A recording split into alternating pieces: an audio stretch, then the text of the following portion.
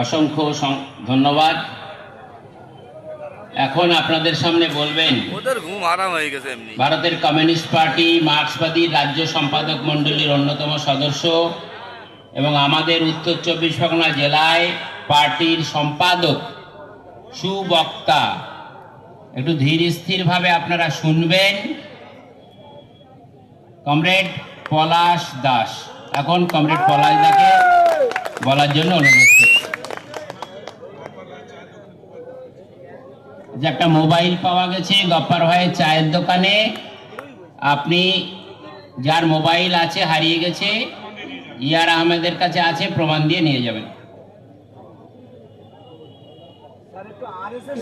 Comrade সভাপতি, উপস্থিত comrades এবং বন্ধুগণ, আমরা তো বিধানসভায় একটা মাত্র আসন জিতেছি, আইএসএফ একটা জিতেছি, জোট হিসেবে দুটো, সিপিআইএম পার্টি হিসেবে একটা। এই বারাসাত থেকে এখানে এলাম, আমাদের সেই